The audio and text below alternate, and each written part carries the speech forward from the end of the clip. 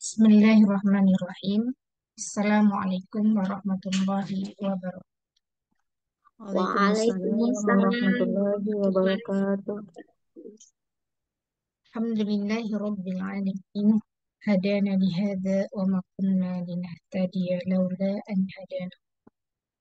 Alhamdulillahilladzi arsala rasulahu bil huda wa dinil haqq liyuzhirahu 'ala ad-dini kullih wa kafa billahi syahida.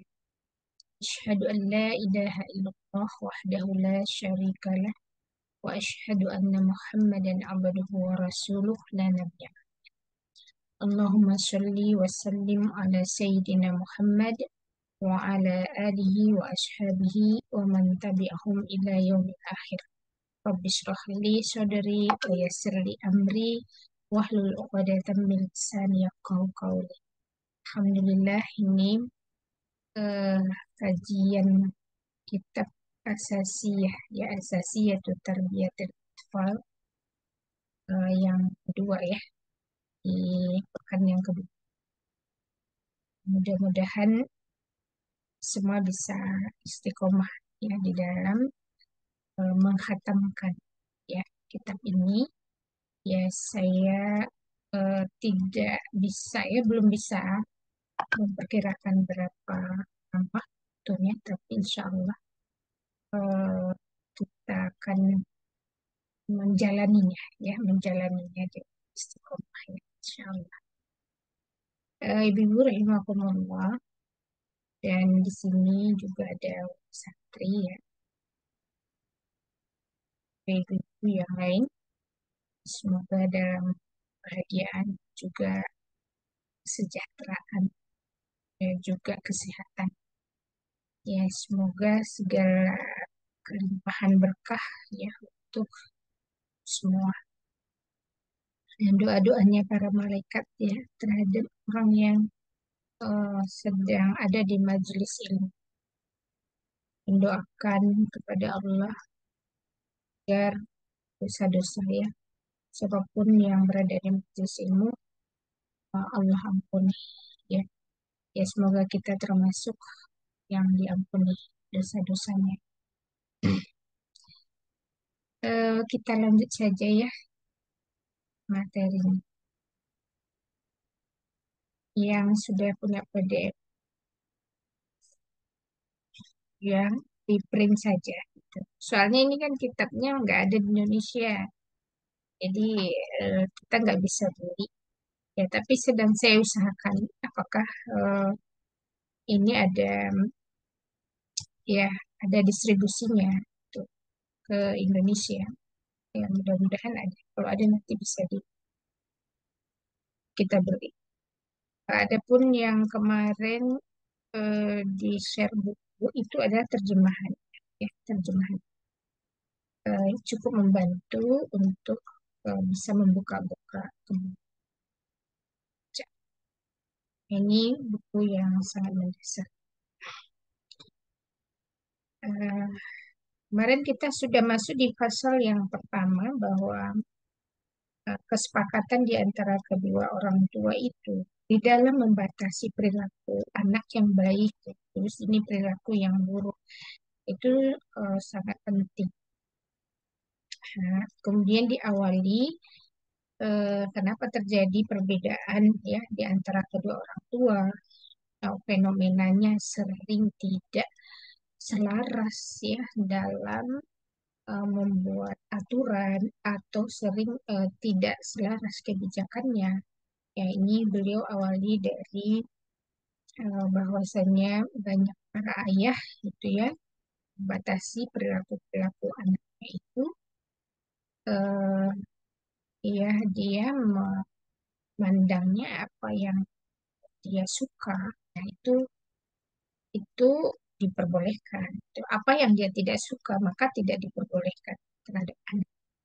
Maka ketika memandang ini adalah hasan ya baik, ini adalah hobi itu tercela, atau ini asyar ya ini adalah buruk, nah, itu ya ini adalah al khair, ini adalah kebaikan, atau ini adalah manfaat, ini adalah mudarat. Di standarisasinya itu oleh ayah maupun ibu itu dari aspek dia suka atau tidak suka gitu ya. Jadi bukan standar apa yang Allah suka dan apa yang Allah benci. Ya, itu intinya yang kemarin kita bahas. Nah, sekarang kita akan lanjut ke bagian-bagian yang lebih mendetail ya, contoh-contoh dari perbedaan itu dan dampak buruknya ya kepada ya.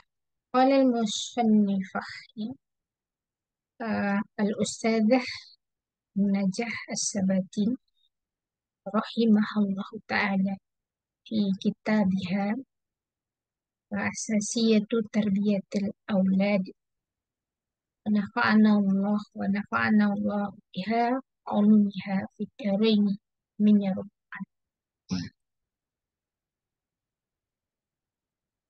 Sebentar ya.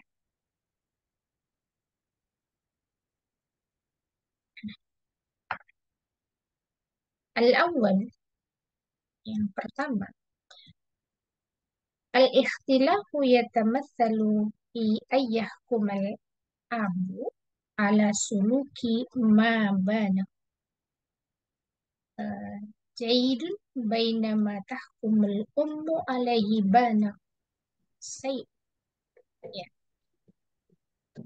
ya, perbedaan menetapkan atau menilai ya dalam perkara seorang ayah itu memutuskan atau menilai terhadap perbuatan eh, apa yang seharusnya dilakukan itu dia pandang baik ya. Di antara itu pula ada ibu yang memandangnya itu buruk, jadi si ayah ini menilainya baik sementara si ibu menilainya buruk.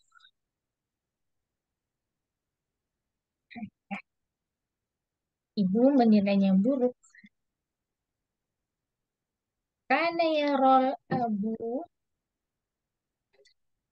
adalah si ayah itu memandang bahwasanya banyak masalah ya terhadap anak-anaknya bersama anak-anak tetangga. Ketika si ayah memandang bahwasanya kalau si anak ini bermain dengan anak-anak tetangga, misalnya dengan anak-anak tetangga, kemudian si ayah memandang itu satu perkara yang baik, yaitu ya, ah, itu adalah anna dari la quwati warrujulah ya. Itu merupakan bukti bahwa si ayah itu punya kekuatan dan kejantanan ya. Si ayah memandang tidak masalah si anaknya ini eh, bermain dengan anak-anak tetangga. Sedangkan di sisi lain bainama tarol ummu aksa dalika. Sementara si ibu ya justru menilainya ini sebaliknya ya, itu menilai buruk begitu. Nah, ini contoh ya, contoh. Nah, ketika si ayah membiarkan anak laki-lakinya bermain bola dengan tetangga misalkannya, bermain petak umpet gitu ya atau yang lain-lain, si ayah itu memandang bahwa ini suatu perkara yang jayid gitu ya, jayid, maka ini adalah bentuk bukti kekuatan ayah dan kedalinan ke kejantanan ayah ya, kelaki-lakian ya, karena ayah itu pasti punya karakter yang kuat dibandingkan seorang ibu yang sesungguhnya cenderung banyak khawatir ya, ya ketika anak-anaknya bermain di luar bersama kita. Ini beberapa untuk ikhtilaf perbedaan. Sedangkan yang kedua, ya, yang pertama itu kejadian yang mau kita ya, ya maksudnya kejadiannya. Uh, Intinya ada perbedaan, ya, perbedaan pendapat, perbedaan kebijakan. Si ayah membolehkan, si ibu tidak membolehkan. Intinya di situ. Nah, si anaknya ketika menghadapi posisi seperti itu gimana? Bingung. Dia bingung. Mau ikut ayah apa mau ikut ibu kan begitu kan.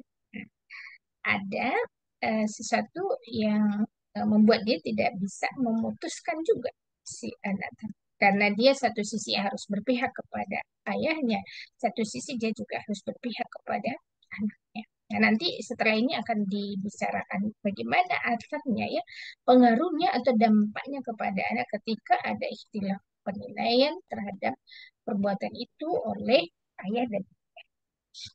Nah, dari sini Ustazah Najah Sabatin itu menurut saya suatu hal yang apa ya karya tulis dia yang memulai dari sini itu sesuatu yang bernas gitu. Yang mulai dari perbedaan visi misi ayah dan ibu dalam mendidik anak dan dampaknya kepada sebentar ya saya sebentar ya. Ya.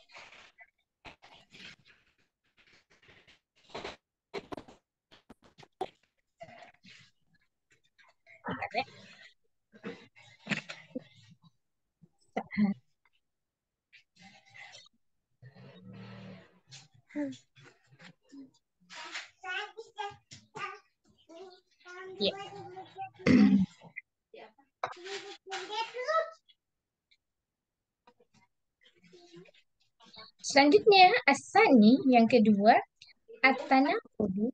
Atanakudu itu pertentangan ya.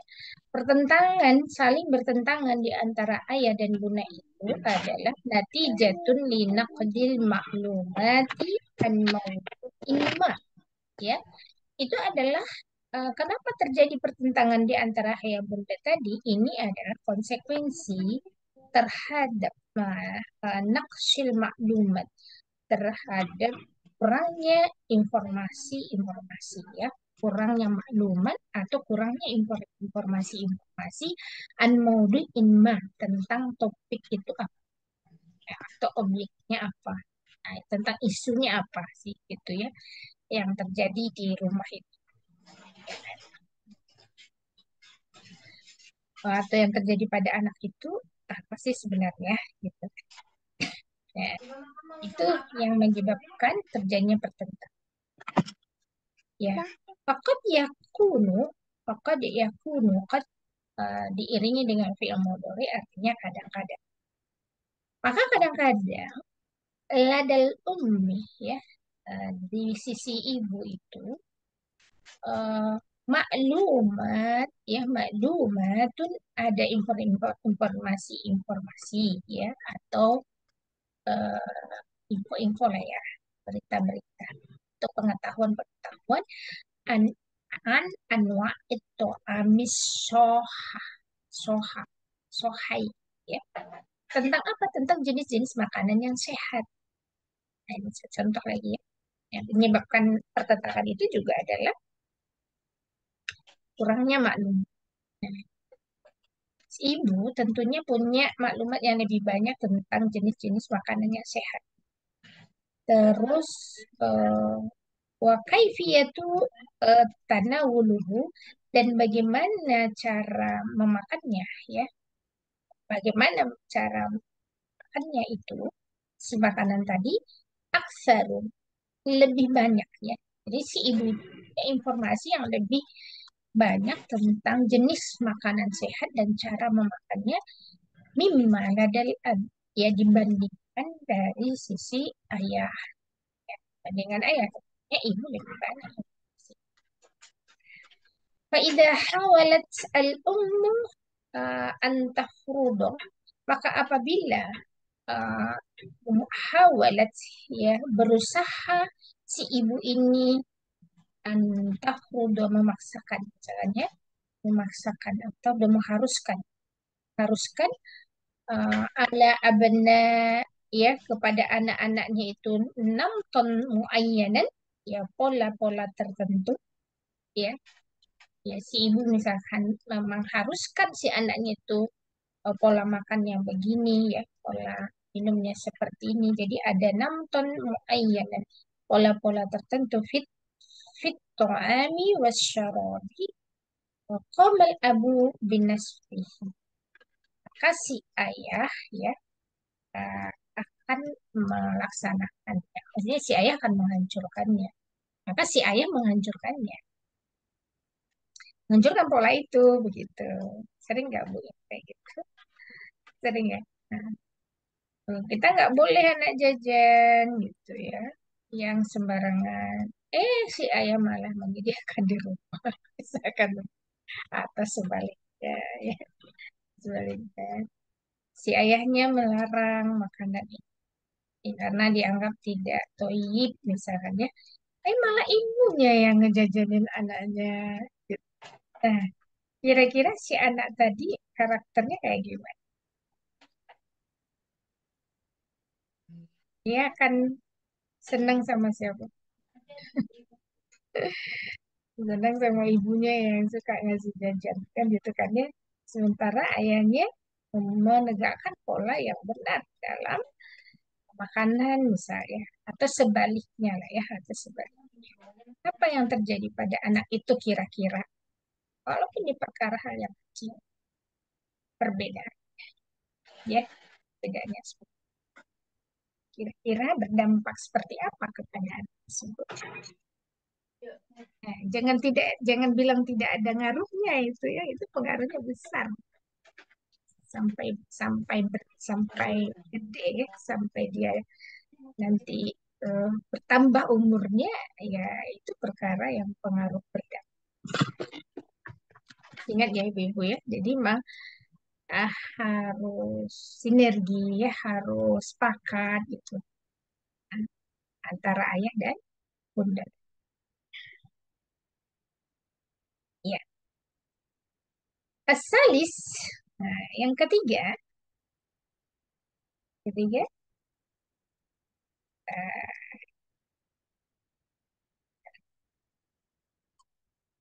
yang ketiga, at-tafawutu wa ya'ni at-tafawut ya, at-tafawut at-tafawuta ini ya berbeda ya, eh, beragam. Jadi beragam pandangan. Dan bermakna at-tafawut itu ya beragamnya pandangan itu fil kudrati ya, ala idrakil waqi ya di dalam kemampuan untuk memahami fakta. Ya, ini juga memicu at-tafawut ya, memicu apa perbedaan pandangan ya, ragam. Ya, karena apa? Karena kemampuan ayah dan bundanya ketika memahami fakta itu tidak sama mengidroknya ya. Birokti dengan mengikatnya bainahu wa bainal maklumat ya. Mengikat fakta tersebut dengan maklumat sabiqah.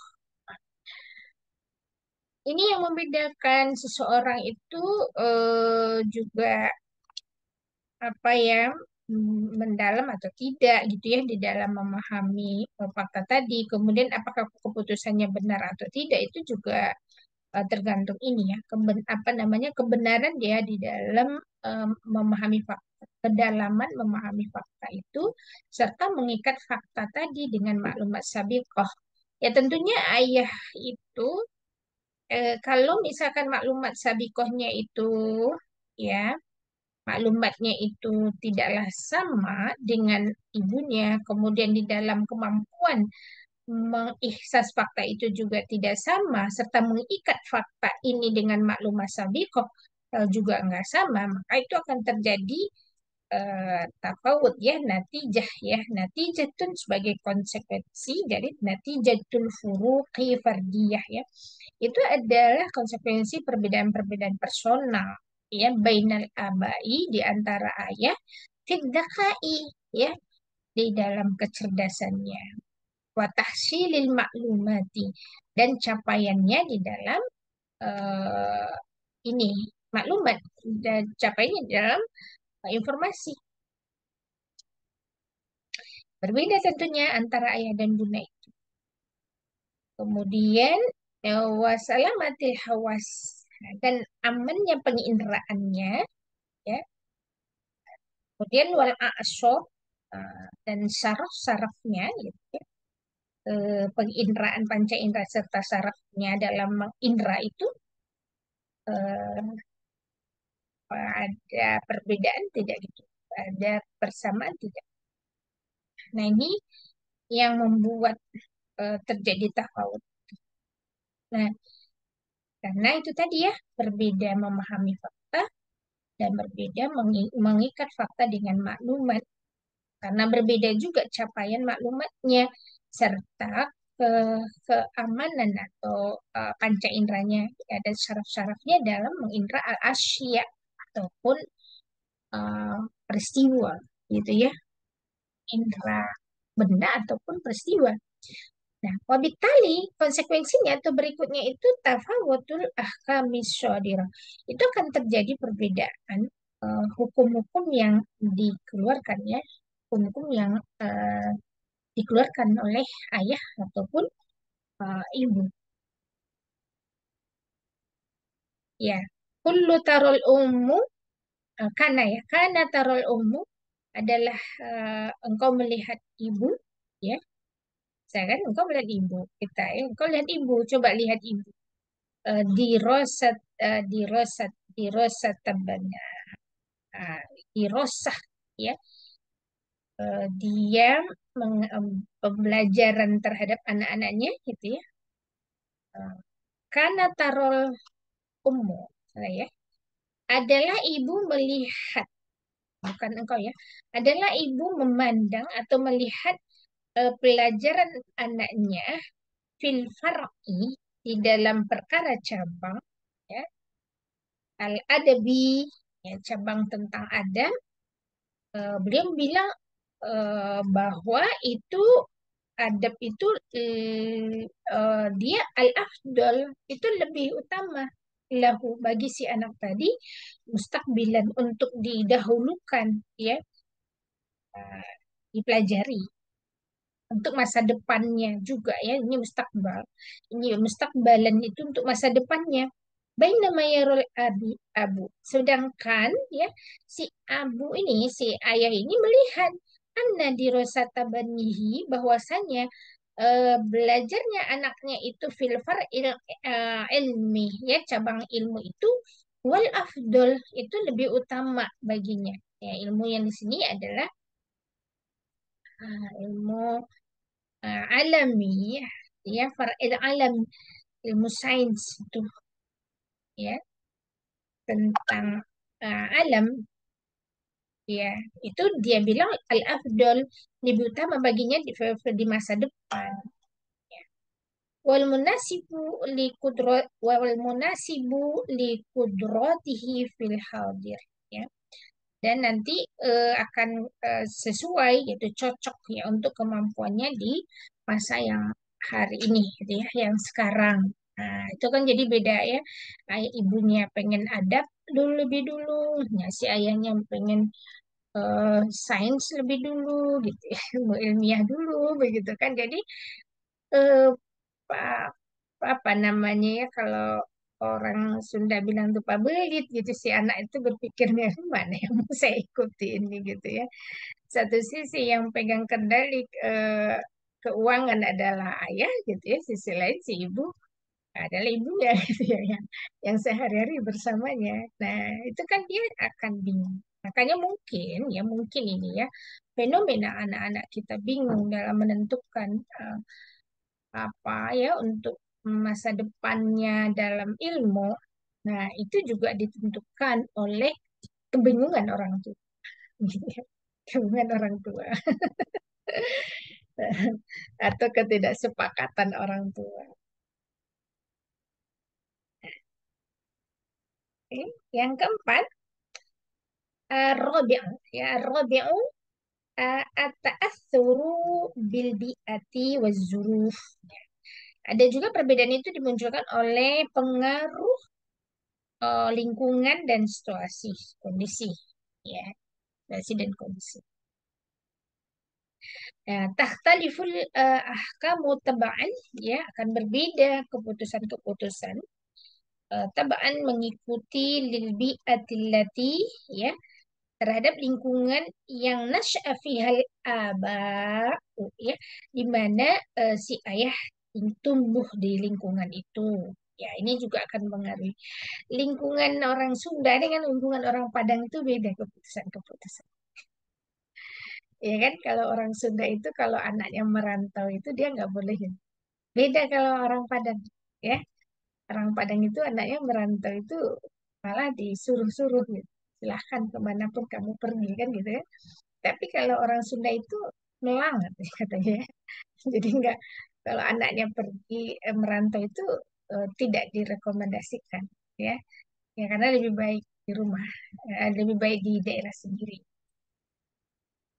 Nah, tapi sekarang sih udah luntur juga yang kayak gitu ya. Beda kan tentunya antara ayahnya orang Sumatera dengan ayahnya orang Jawa, ya ya, atau ayahnya orang Sulawesi. Ya beda karena lingkup.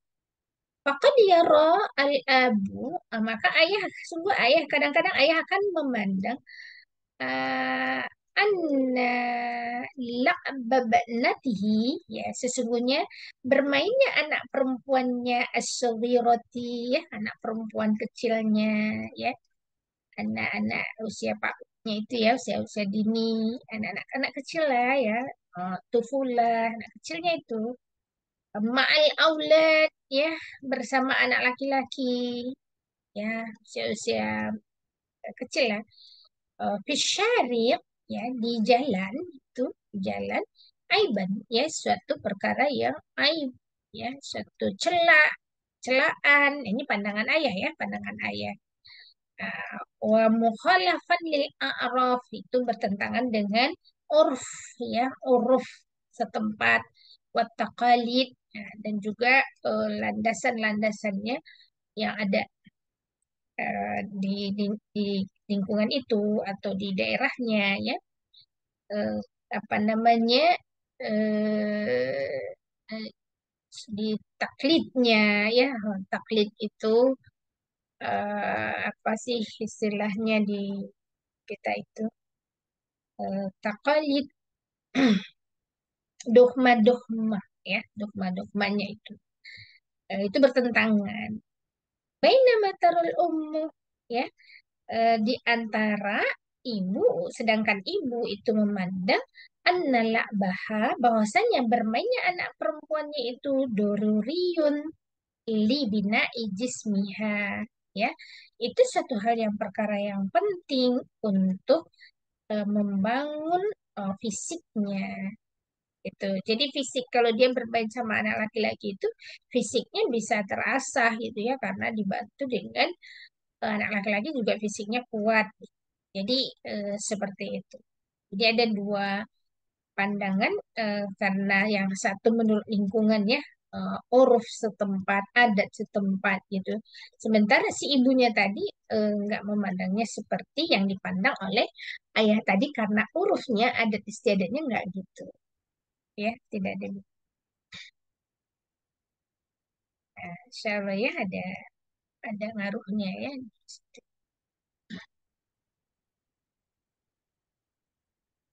Ya. Nah, sekarang kita masuk asru hadhihi khilaf. Pengaruh perbedaan ini apa? Ya, apa pendapatnya?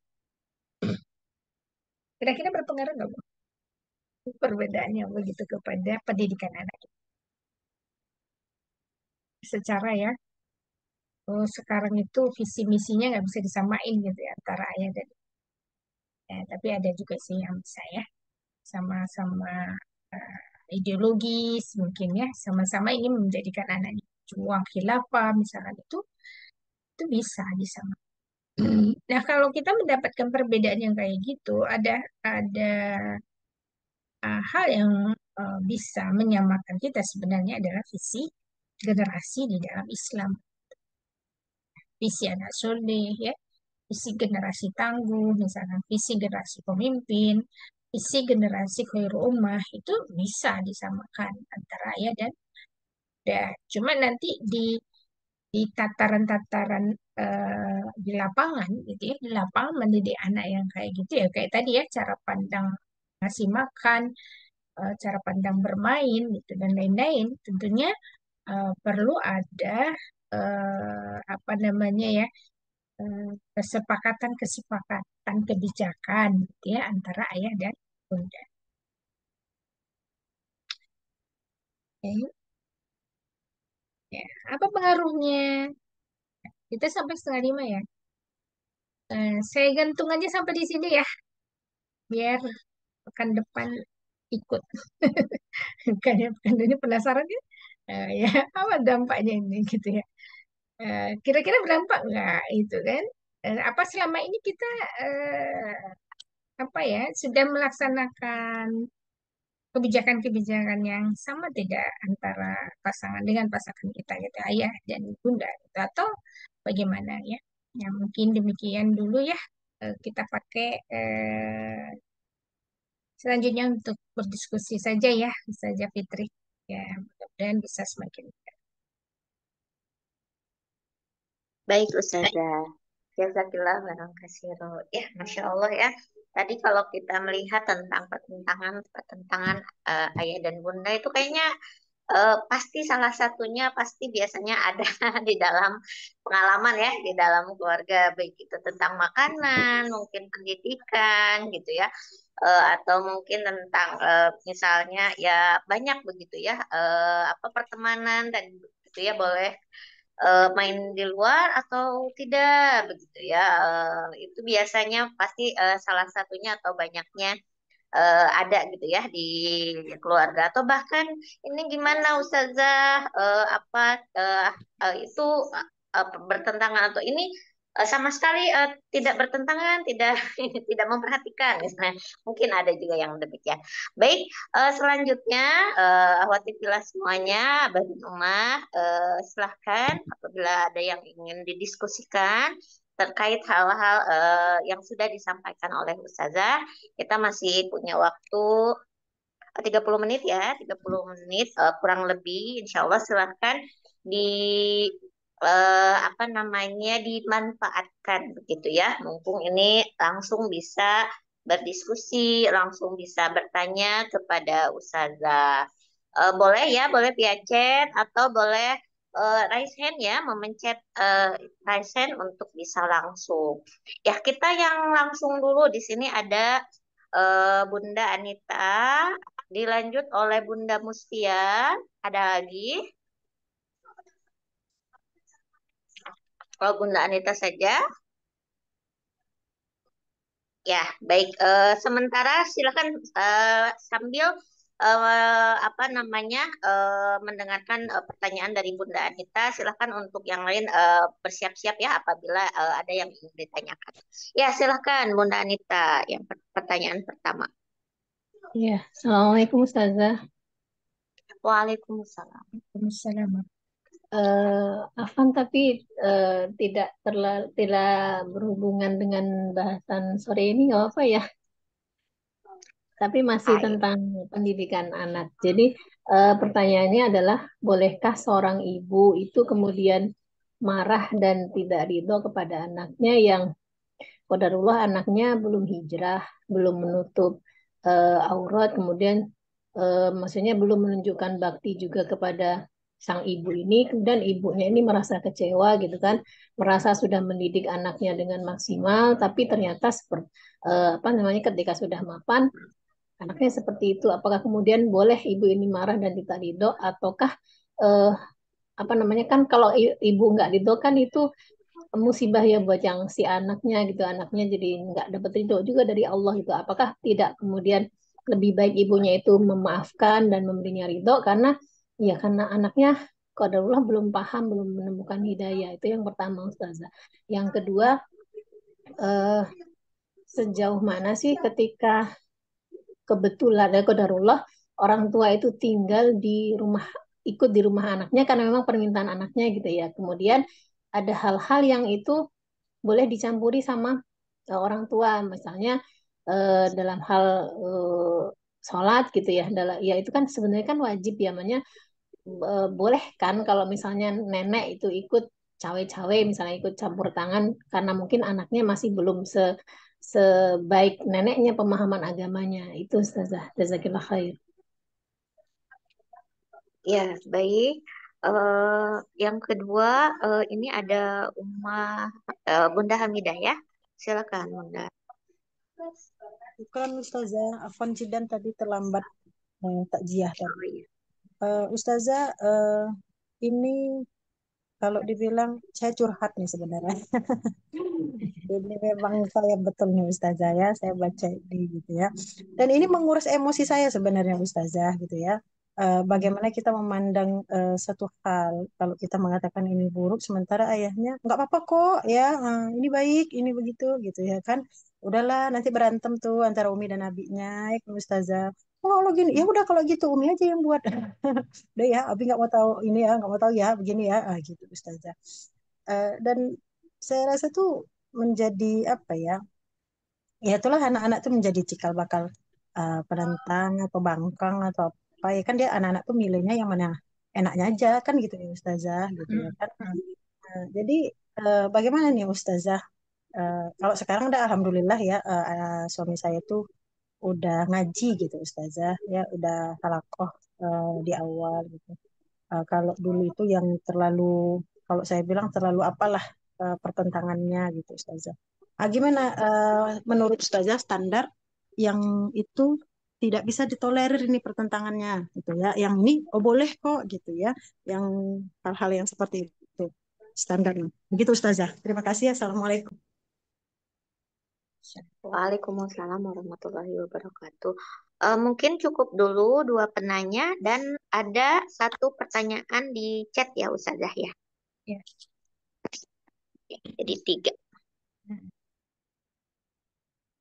Seorang ibu, eh, jika dia melihat ada hal yang buruk ya pada diri anaknya, maka pertama yang harus dia periksa itu adalah dosa-dosanya, ya, dosa-dosanya kepada Allah, khususnya dalam mendidik anak tersebut, gitu, ya kan? Periksa hubungan orang tua ini dengan Allah. Itu Imam Hasan Al-Basri itu mengungkapkan, memberikan nasihat kepada kita demikian. Jika kalian, wahai para ayah dan ibu, melihat perangai atau perilaku anak kalian yang kalian tidak suka, maka periksalah hubungan kalian dengan Allah. Gitu. Berarti hubungan kita dengan Allah yang buruk itu sebenarnya kalau anak kita sesuatu yang tidak sesuai ya dengan kesolehan mereka. Ya, nah, berarti si ibu ini harusnya bukan menjadi tidak ridho gitu kepada anaknya, justru dia harus introspeksi dirinya selama ini. Ya, bertobat terhadap pola asuh dan pola didik yang selama ini mungkin tidak sesuai dengan pendidikan Islam. Gitu.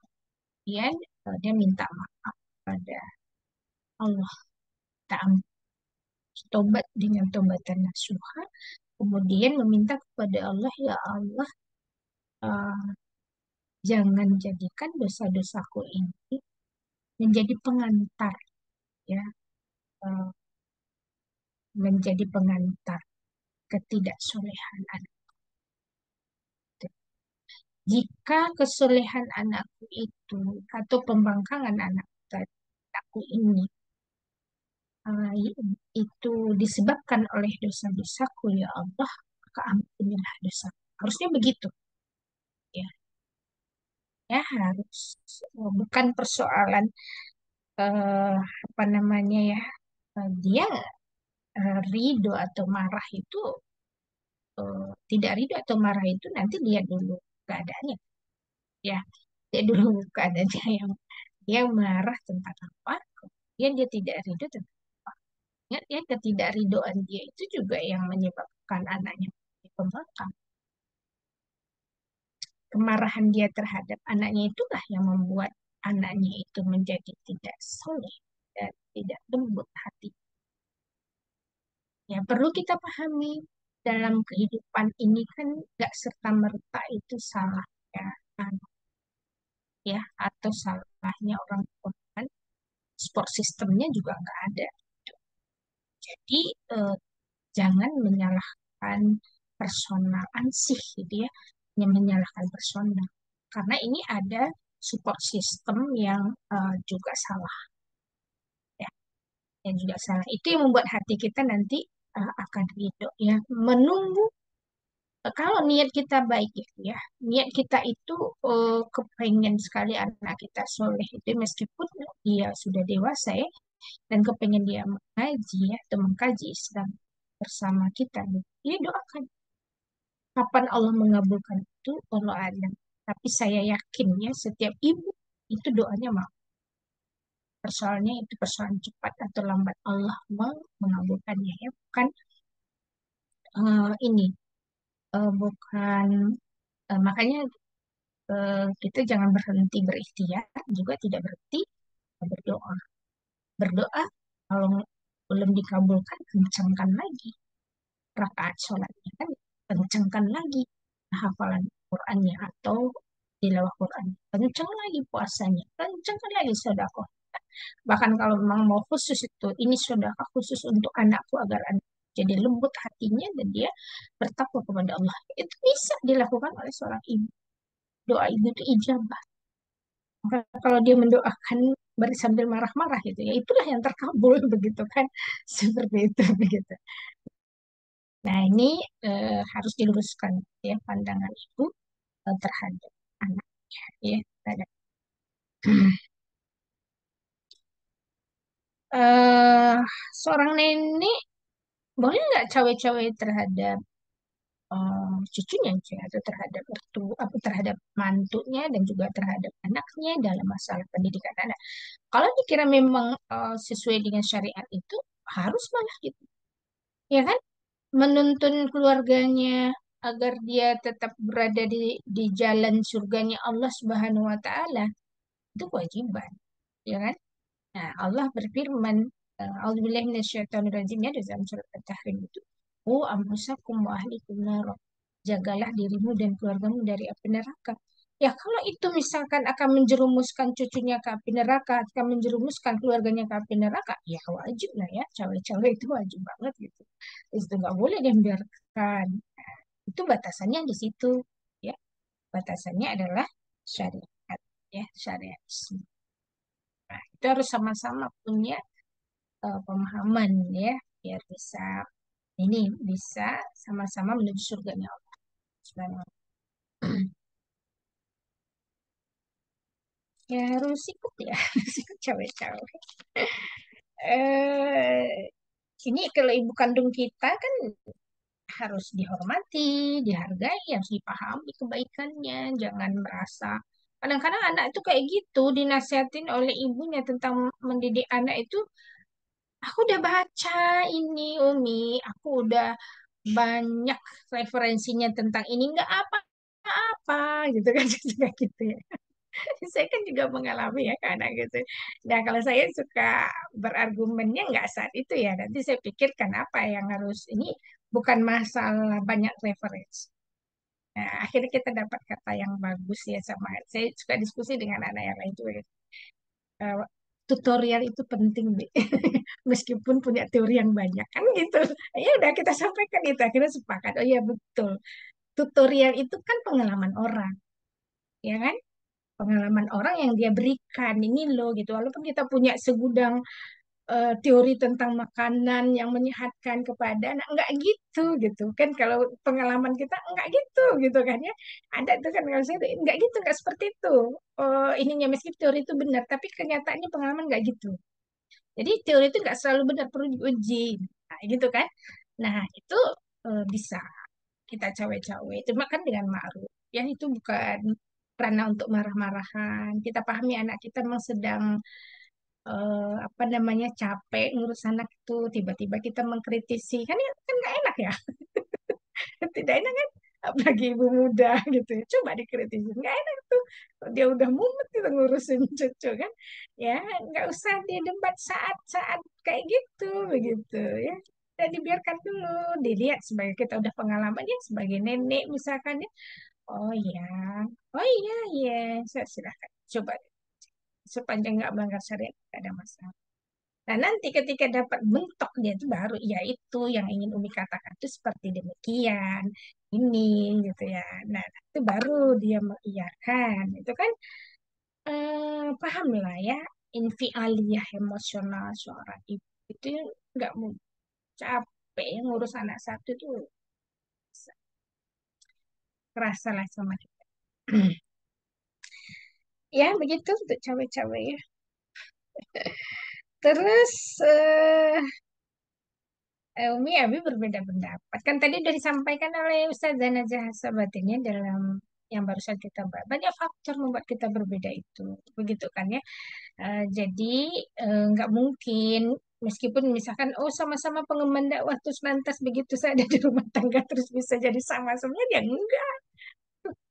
Ya, dia bisa sama dalam dakwah tapi masalah urusan makan dia bisa bertengkar. Ya makan anak kan gitu ya, dalam urusan jajan anak dia bisa bertengkar, dalam orasi dia bisa bareng tuh ajak anaknya ya aksi Palestina gitu ya.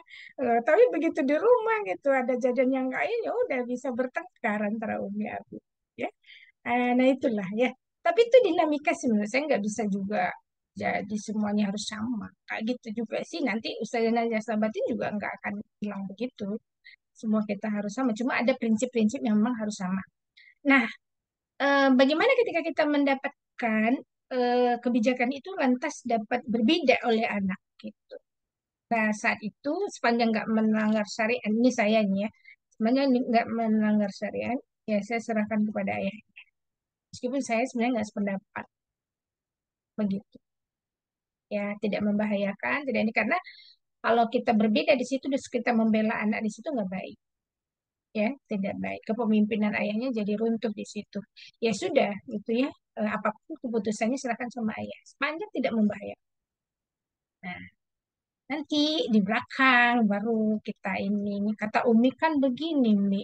Yang benar tuh gini, karena kita misalkan udah bikin standar tuh, standar hukum syara. Dia tahu hukum syaranya seperti itu. Cuma mungkin ayahnya lupa atau lalai atau lagi emosi kan begitu kan ya.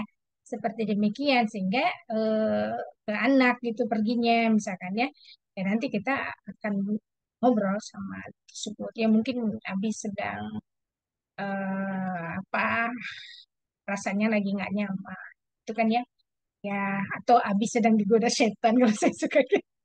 Ada juga sih gitu, wah Abi itu sedang digoda setan, nggak kita doakan ya. Nah, kita bacakan ta'awuz, kita bacakan al-fatihah ya begitu kan ya, bacakan qul a'udzu birabbin nas ayo gitu ya, semoga Abi tidak ini gitu ya, tidak salah dalam mengambil keputusan. Nah itu bisa, itu kan biasa ya, asal sekali-kali saja gitu ya. Jangan setiap hari kan gitu ya, asal sekali-kali aja itu biasa. Yang kita inginkan itu kan bukan ha- apa ya harus sama semua itu juga ya ya, yang terpenting itu hal-hal yang mendasar tidak tidak membuat kita eh, berbeda. Lalu masalah uslub ya, ya itu boleh lah, boleh lah berbeda ya. Masalah uslub ya, kita sebagai istri ya memang harus harus memposisikan diri ya, ya karena ayah itu adalah kawam ya, yang memimpin ya, kecuali kalau ayah itu menyerahkan kepada kalau itu beresin gitu. Udah dia udah marah-marahin anaknya terus anaknya nangis-nangis kita yang harus beresin kan itu kan. Nah, ya itu tuh biasa sih terjadi ya, walaupun itu kurang bagus ya. Ya, demikian. Tadi yang di ini kan itu kan standar yang bisa tidak ditolerir itu dalam perkara konsep dan itu. Kalau uslub boleh, boleh. Nah, cuma ketika mengkomunikasikannya bahwa itu secara konsep salah, nah itu memang harus ma'ruf ya, tidak lantas di depan anak juga. Masih sedih tuh kadang-kadang anak itu. Kok begitu ya? Ya, oh, kamu ngapain tadi? Kan saya suka suka begitu. Adik gimana tadi? Kenapa adik kok bisa ada gitu ya? Ya sih, adik tuh gini, gini. Menurut adik apa yang dilakukan itu gimana? Salah sih, Mi. Nah, gitu kan ya. Tapi nggak gitu juga caranya kali ya. Nah, gitu kan gitu ya. Nah, terus gimana kalau udah terjadi kayak gitu terus bagaimana? Kamu mau bisa adik bisa memaafkan Abi tidak? Bisa sih. Nah, kayak gitu kan. Maafkan ya deh ya. Semoga abinya tidak mengulangi. Nah, kayak gitu-gitu. Emang kita harus punya banyak ini ya, banyak usul ya dalam menghadapi problem anak dan ayah. Sehingga ayahnya tetap dihargai dan tetap menjadi kawam di rumah itu, gitu ya, tidak rendah posisinya di hadapan anak. Itu tuh itu ininya ibu ya, apa namanya tugasnya ibu. Begitupun sang ayah itu sebenarnya harus begitu. Ya, ketika si anak itu harus menunjuk baktinya kepada ibu, harusnya yang banyak bicara itu adalah ayah, harusnya tidak ibunya, ya kan? Nah, bilang ibumu tuh udah begini begini, harusnya kamu tuh gini gini gini kan gitu. Nah, nggak apa-apa diceritakan kisah-kisah heroiknya si ibu ya, oleh si ayah. Jadi si ayah itu jangan cerita apa cerita apa namanya sahabat ya, ya cerita tokoh-tokoh Muhammad Al-Fatih iya, tapi harus cerita ibunya anak-anak itu juga harus itu. Ya kan, dia berkisah tentang ibunya anak-anak itu. Suatu hal yang heroik lah dalam pandangan si anak itu, gimana seorang yang bisa demikian. Ya begitu sebaliknya, kepahlawanan seorang ibu bagi diri anak itu jauh lebih membekas itu harusnya sebelum yang lain ya. Ya setelah Allah Rasul ya tentunya ya kecintaannya itu. Baru kedua orang ya. Mungkin begitu saja Fitri yang dua. Jadi kita lihat di chat ya. Ya, Ya, ada dua pertanyaan sekarang di chat Ustazah. oke. Mau bertanya saja, apakah anak yang suka mengambil barang orang lain termasuk dari dampak ketidakkompakan ortu dalam menanamkan maklumat ke anak? Misalnya, ibunya bilang tidak boleh, malah ayahnya bilang boleh. Bagaimana mengatasi anak pratamis yang suka mengambil barang milik orang lain? Apakah ada perbedaan treatment jika itu dilakukan oleh anak pribadi? Ya, yang pertama memang harus disonding tentang kepemilikan. Ya, kita harus meletakkan landasan akidah Islam dalam proses berpikir anak itu suatu hal yang kepastian ya harus ya. Jadi menguatkan basis ya, basis akidah Islam dalam proses berpikir itu harusnya. Nah, sehingga dia hanya taatnya pada Allah, bahwa Allah yang bikin aturan untuk dia dan setiap perbuatannya akan diminta pertanggungjawaban oleh Allah Subhanahu wa taala. Nah, itu harus tuntas ya. Kadang tuh udah SMA juga nggak tuntas yang begitu, bahwa setiap amal kelak akan diminta pertanggungjawaban oleh Allah Subhanahu wa taala. Ini penting ya. Jadi rukun iman, rukun Islam itu harus selesai di usia dini. Saat dia berusia 7 tahun itu ilmunya eh, beres itu, rukun iman dan rukun Islam. Ya, agar ketika perintah sholat dia lakukan, dia paham bahwa itu perintah dari Allah. Konsekuensi keimanan dia. Karena usia 7 tahun itu akalnya anak disempurnakan oleh Allah Subhanahu wa taala. Lihat anak-anak Gaza ya, luar biasa kalau masalah keimanan, masalah tidak takut dengan ya, ya, itu anak-anak Gaza. Nah, ya eh, mereka punya akidah, kita juga punya akidah. Ya, kan? Apa yang salah di kita? Prosesnya. Apa kita nggak bisa juga membangunkan anak-anak kita tentang tantangan-tantangan kehidupan? Nah, sehingga setiap saat kematian itu juga akan ada pada diri kita, misalkan pada diri anak-anak kita, misalkan ibu-ibunya Palestina, ayah-ayahnya Palestina punya akidah, anak-anaknya juga punya yang sama, tapi ini juga punya akidah. Dan kita sama-sama punya kekuatan dengan akidah itu. The power of akidah. Ingat itu ya, mendidik anak itu powernya itu akidah, akidah Islam yang harus dituntaskan di usia dini. Nah, usia mumaiznya dikuatkan, kan gitu kan? Ketika dia udah balik, nah udah siap siap membela Allah dan Rasulnya kan begitu ya. Ketika balik itu kepengennya begitu begitu ya. Nah, sehingga dia ngejar ilmu, ngejar ibadah kan itu ngejar dakwah. Nah itu yang ada di benak tadi. Kita kepengennya begitu sih generasi itu. Tapi masa kita harus menunggu situasinya seperti seperti Palestina untuk mendapatkan kekuatan akidah itu kan tidak kan? Nggak harus begitu kan? Saya pengen akidah anak saya kuat. Tapi apakah situasinya seperti anak-anak Palestina? Ya enggak juga. Nah, ya. Jadi di sini tempaan saat ini memungkinkan bagi kita untuk mengokohkan akidah anak-anak kita. Karena akidah itulah yang menjadi eh, kaidah fitriyah ya, landasan berpikir yang nanti selanjutnya menjadi kiyadah fitriyah. Dengan berpikir baik fitriyah. Ya, kalau dia udah balik itu harusnya udah punya kiyadah fitriyah. Dengan berpikir. Dia memimpin dirinya dan juga memimpin orang lain di dalam eh, apa ya tegaknya syariat Islam itu ya harusnya.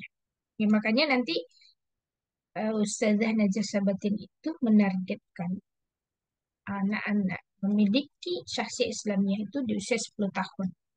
Kemudian memiliki 4 kimah ya, kimah ruhiyah, kimah insaniyah, kimah uh, khulukiyah, dan kimah madiyah. Itu harus didapatkan di usia 10 tahun. Nah, ini gimana nih prosesnya kok bisa begitu gitu ya? Itu konsep Islam bisa ya. Kita banyak teralihkan saja sih dengan yang lain, makanya nggak ada dapet. Nah, itu ya. eh nggak ada jalan lain memahamkan dia tentang kepemilikan itu. Bahwa Allah mengatur seorang memiliki sesuatu. Kalau itu bukan miliknya dia, haram bagi dia untuk dia. Ya, kasih tahu dia. Ini usia berapa nggak disebutkan soalnya. Tapi kan kalau anak usia prabalik itu kan memang belum berdosa ya, tapi disitulah kita terus menyuarakannya. Itu bukan milikmu, itu milik temanmu. Kan gitu kan? Allah tidak suka mengambil ya. Nanti kalau kamu ambil, menzalimi teman, nanti di akhirat kamu bangkrut. Bangkrut itu apa? Karena temanmu nanti akan minta ganti. Sementara di akhirat kamu nggak bisa gantinya dengan seperti yang kamu ambil, maka gantinya pahala kamu. Nah, gitu ya, nambah wawasannya ya, nambah wawasan akidahnya. Pahala kamu nanti yang diambil sampai habis. Kamu rajin sholat, dikasihkan ke temanmu tadi karena temanmu merasa dizolimi. Apakah guru-guru atau orang tua punya sondi-sondi seperti itu? Begitu. Ya, sondi-sondi akidah. Nah, atau sih masih diulang ngambilnya. Ulang lagi aja. Gitu ya. Maklumatnya itu. Ulang lagi saja pemahamannya gitu kan. Nah, mungkin dengan diksi yang berbeda, sentuhan yang berbeda. Ya, kalau tadi disentuh akliyahnya, sekarang disentuh horizat tadayunnya gitu. Itu ya, bahasanya bahasa tadayun. Kalau nggak bisa juga dengan bahasa tadayun, bahasa nau. Bahasa nau itu gimana Bu? Komunikasi nau. Nah, karena gara-gara ini kamu mengambil barang orang lain terus lantas nanti kamu masuk neraka. Nah, Umi nggak sanggup. Umi sayang kamu. Ah, itu bahasa nau tuh. Itu bahasa nau. Umi sayang kamu nggak. Umi nggak mau berpisah dengan kamu. Umi pengen sama kamu itu masuk surga. Jadi jangan ambil lagi barang teman. Kan dia nggak berdosa kan ngambil itu. Jadi nggak perlu dimarahin juga sih sebenarnya. Mungkin dia nggak paham apa itu tadi kesalahan tadi ya, kesalahan orang tua tadi bisa jadi gitu. Tapi apakah itu semata-mata yang itu gitu ya, beda kebijakan tadi, ya Allah alam, kita juga nggak nggak langsung berdampak begitu begitu. Cuma bisa jadi gitu. Nah, sambil didoa, doakan buat apa, lembutkan hati anakku, jangan sampai dia mengambil lagi barang, pahamkan dia, kan jadi gitu ya doanya orang. Belum dikabulkan juga, doa lagi bisa. Oh, kemarin rokaat tahajudnya cuma 2 rakaat, tambah jadi 8. Kemarin misalkan puasa Senin Kamisnya kelewat, ya masa Senin Kamis sedekahnya kelewat, sedekah. Itu caranya merajuk pada Allah itu begitu, itu untuk anak kita kan. Itulah orang tua memang tugasnya itu, tanggung jawab terhadap generasi itu. Nah, perbedaan treatment, iyalah ya kalau beda usia ya beda treatmentnya. Kalau dia anak usia dini, saya pikir lebih mudah ya mengarahkan. Tinggal misalnya ketika dia mengambil langsung, kalau kita ketahuan oleh kita langsung dipegang tangannya. Itu bukan punya. Kemudian begitu dia, kita nggak ketahuan ngambilnya, begitu dia mengambilnya, ini punya siapa enggak? Punya teman. Yo, ayo kita sama-sama kasih kembali karena ini punya teman. Emang kayak gitu detailnya kita menuntun dia kalau kita tahu itu perkara yang salah menurut kita, nanti kalau besarnya jadi perkara besar misalnya. Ya perhatian kita ya tetap harus ini ya, harus maksimal terhadap amal itu gitu. Pelanggaran anak kita tadi didampingi sampai dia berubah, ya sampai dia betul-betul paham itu bukan milik dia, ya kan? Atau kita bisa membandingkan, mungkin membalikkan. Gimana kalau punya Muna nanti diambil oleh kan, suka enggak? Kan gitu kan ya, sampai kayak gitu ya. Ini kan ya, membahasakannya mengkomunikasikan. Nah, kalau misalkan dia sudah mumayyiz ya, kalau setelah ini boleh ada sanksi ya, boleh ada ikop kepada anak, boleh diikop ya. Mungkin di apa ya, melakukan sebuah kontemplasi, misalnya di ruang kantor, di ruang kita ya, di kamar, mungkin kalau ya dia tidak boleh keluar berapa hari, berapa jam, tergantung usianya ya, ya karena dia merasa boleh kalau itu ya. Kalau sudah balik ya tentunya eh, harus berat lagi ya. Ya, tapi nggak adil rasanya kalau persoalan akidah itu belum tuntas dan persoalan syariat itu belum tuntas diberikan haknya kepada. Terus kita tiba-tiba menghukum setiap dia salah. Nah itu nggak nggak adil lah. Sama saya kalau ada santri saya misalkan ya, dia pacaran, nggak langsung diikut. Nggak. Tanya dulu, kenapa kamu pacaran? Ya suka Ustaz. Suka. Oh iya normal kan begitu ya kita kan. Eh, Terus rasa sukamu ini nggak ada yang salah kamu suka, ya kan? Rasa suka itu tidak salah. Tapi cara kamu memuaskannya itu dibatasi oleh syariat. Kamu paham nggak itu? Kita nanya paham. Kalau menurut syariat kamu boleh nggak pandang-pandang haram kan gitu kan? Tapi kenapa kamu lakukan? Jadi sampai gitu ya. Kenapa kamu lakukan? Ya itu saya suka kan gitu. Kamu sanggup, ya tuh ya, kamu sanggup sekiranya nanti kamu diazab oleh Allah gara-gara ini di akhir. Kalau sanggup, teruskan. Nah, itu sebelum begitu ya, sampai begitu. Kalau kamu sanggup menanggung ikopnya Allah, ya, nanti di yaumul akhir, lanjutkan. Ya Allah, udah begitu tuh nangis-nangis.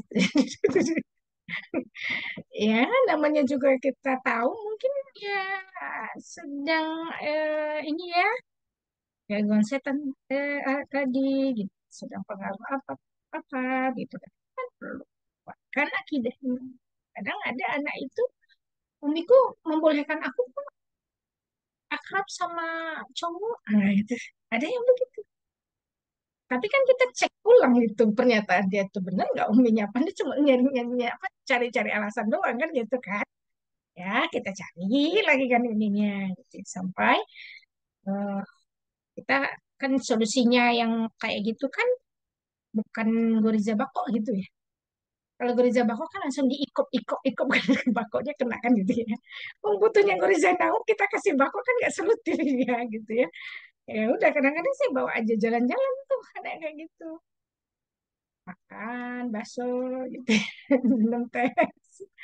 Ada apa sih di Rimuna kan gitu-gitu ya gitu ya kenapa gitu jadi ya, gitulah ya dia ternyata dia cerita macam-macam lah ya nanti saya kayaknya karena kurang kasih sayang saya itu kan asumsi dia bangun asumsinya sendiri cari-cari alasan gitu ya nah itu ada ya begitu.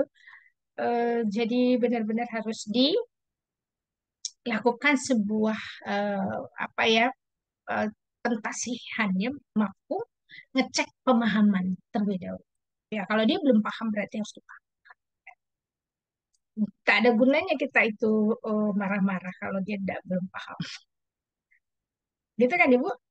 Ya kan namanya juga belum paham. Nah, kemudian izin bertanya, kalau darurat saya punya ABK dengan kasus tunarungu, sekarang berumur 11 tahun, mendekati balik. Tapi kami masih susah untuk menyuruhnya konsisten melaksanakan sholat, apalagi saya lagi tidak sholat dan saya sering minta bantuan gurunya karena lebih nurut ke gurunya. Bagaimana kalau nanti sudah balik usia apa tidak menjadi dosa bagi orang tuanya dan anak ketika dia semampunya, ya semampunya saja. Ya karena dia memiliki perangan. Apakah berarti kan akalnya nggak sempurna? Ya kalau ada indranya yang tidak sempurna, akalnya kemungkinan ya yang bisa membuat dia mengganggu. Itu narungu ya. Jadi semampunya diusahakan. Ya. Usahakan apakah dia paham dengan bahasa-bahasa kita tadi ya proses ya diproses terus ya ini kan belum karena ya susah konsisten ya itu karena memang dia belum mandiri bertanggung jawab pada Allah ya belum memahami sepenuhnya itu kewajiban ya, jadi masih atas perintah ya melakukan itu. Ya apakah si anak ini bisa paham dengan apa yang kita sampaikan coba dipahamkan kalau memang enggak ya proses saja sebisa ya Insya Allah di luar kuasa kita pasti nggak diminta pertanggungjawab Allah Subhanahu wa Ta'ala. Ya, yang diminta itu yang kita mampu di wilayah kekuasaan kita. Terus ilmu dari amal, tapi untuk ilmu parenting ini kadang sudah untuk sempurna diamalkan, jadi kadang stresnya double antara anak susah diatur dengan ilmu yang belum bisa diamal. Untuk jalan Ustaz. Ya ibu tuh jangan stres ya. Jangan stres ya Bu. Kalau ibunya stres, gimana anaknya? Dia mengatasi anaknya jadi stres juga. Ya, Fadil ya, Insya Allah. Ya, teruslah mencari ilmu. Mungkin kemarin-kemarin kita banyak yang terlewat. Ya, Insya Allah ya. Eh, bisa ini ya. Ya, kebayang kalau ibunya stres mendidik anak itu kebayang oleh saya. Pasti anaknya tidak di jalan yang benar didiknya gitu ya. Jadi, udahlah kita ini udah banyak diobok-obok kapitalisme ya sistem jangan mau Bu jadi korbannya sudahlah kita bersabar ya sekuat tenaga itu kita harus tidak mau jadi betul Bu jadi nanti itu persoalan mendidik anak tidak bisa hanya diselesaikan ilmu parenting ya ingat itu ya ibu jangan mengandalkan ilmu parenting saja gitu dalam mendidik anak. Maksudnya jangan pemahamannya jangan ke situ. Jadi ada sistem yang merusaknya itu gitu. Yang ibu harus perjuangkan ya, perjuangkan sistem yang baik itu bersama anak-anak kita ya untuk menyelesaikan masalah generasi ini. Nah, kan orang bilang tuh juga gitu ya. Terus saja ilmu parentingnya ini, ya ini masalah sistemik juga. Kita yang udah baik-baik mendidik anak kita pas lagi berada di sistem yang rusak gitu udah rusak semua ya dia adalah rusak-rusaknya jadi harusnya ketika dia keluar itu bukan dia yang rusak gitu ya, tapi justru dia yang harus melakukan perubahan. Harusnya begitu di usianya ya. Ekspektasi kita begitu di usia SMA itu. Makanya kenapa eh, ya kalau Pondok Putri itu kan memang sekolahnya di Pandua ya. Nah itu ya betul-betul amal untuk ilmu ya. Ilmu untuk amal. Jadi apa yang dia pahami ya wajib dia amalkan ya. Karena tidak hanya mengamalkan untuk dirinya, tapi dia juga harus eh, sondingnya dakwah ya ke tempat itu. Nah, ya begini yang kita mampu ya, yang kita sekuat yang kita bisa gitu. Maka teruslah mencari ilmunya, ya teruslah untuk menguatkan diri, ya menguatkan jiwa kita. Ya kita ditempa dengan banyaknya persoalan. Tidak ada orang yang ditempa itu tanpa masalah ya. Justru masalah itu bukan untuk kita hindari, tapi untuk kita lompati atau untuk kita selesaikan ya satu tahap tahap berikutnya sampai kita dapat ujian ya satu ujian dengan ujian berikutnya dan itu tetap tetap berdiri tegak di kaki kita ya dengan takwaan dan ya ketakwaan pada Allah Subhanahu Wa Taala. Gitu ya, Bu, ya. Jadi anak susah diatur itu potensi. Nanti belajarnya di workshop ya. Ya, makanya harus belajar tumbuh kembang anak, harus ikut workshop menyiapkan anak tangguh ya itu. Heeh. Jadi anak susah diatur itu bukan kelemahan, Bu. Itu potensi. Kita aja nggak bisa ngarahinnya gitu. Ya. Nah, atau di tahapannya dia nggak mau diatur tuh wajar. Ya saya suka mengatakan kepada ibu-ibu itu kan kayak gitu. Kalau anak itu boleh salah nggak ya dalam bertingkah? Boleh. Sebelum dia balik ya. Boleh banget ya melakukan kesalahan. Yang nggak boleh melakukan kesalahan itu ayah bundanya. Nggak boleh salah dalam mendidik anak. Gitu ya. Kalau salah kan diminta pertanggungjawaban sama Allah. Karena dia sudah dewasa ya, sudah balik kan. Ayah bunda kan sudah balik kan. Nah, kalau anak yang pernah balik itu wajar ya. Wajar kalau bertingkah begini, bertingkah ke sini. Tapi nanti Ustazah Najah Sabatin itu akan memberi tipsnya bagaimana meluruskan perilaku yang bengkok. Ya. Nah, itulah ilmunya ya. Ikuti terus. Nah, ini udah maaf, cukup situ. Mudah-mudahan faedah yang bisa kita ambil. Saya akhiri saja ya, saya Fitri ya. Bila taufiq wal hidayah. Wassalamualaikum warahmatullahi Waalaikumsalam warahmatullahi wabarakatuh. Waalaikumsalam warahmatullahi wabarakatuh.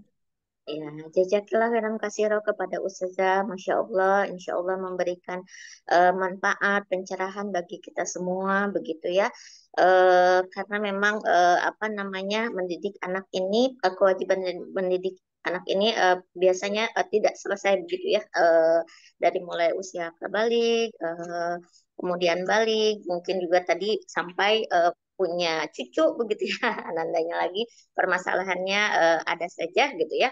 Dan mudah-mudahan karena apa namanya untuk dapat mengamalkan dibutuhkan ilmu. Jadi mari kita sama-sama senantiasa berada di majelis ilmu, walau mungkin tadi ya belum optimal dalam pelaksanaannya dan lain sebagainya, tapi insya Allah mudah-mudahan menjadi wasilah keberkahan, menjadi wasilah kelembutan hati kita, kelembutan hati Ananda semuanya. Amin ya robbal alamin. Jazakumullah khairan kasiro kepada Abah dan Ummahat semuanya, ahwati fillah yang sudah hadir di sore hari ini. Tadi ya, mudah-mudahan kita semuanya bisa istiqomah. Ini masih di pertemuan kedua, masih panjang insya Allah perjalanan kita. Mudah-mudahan kita semuanya diberikan kesehatan untuk bisa mengikuti kajian kitab bedah kitab parenting.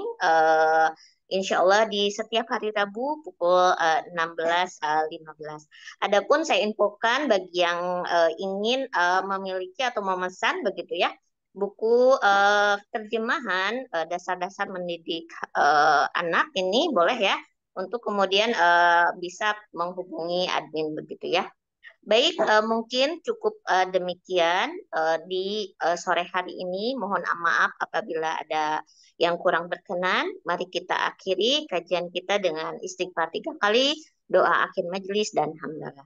Astagfirullahalazim, astagfirullahalazim, astagfirullahalazim. Subhanakallahumma wa bihamdika, asyhadu an la ilaha illa anta, astaghfiruka wa atubu ilaik.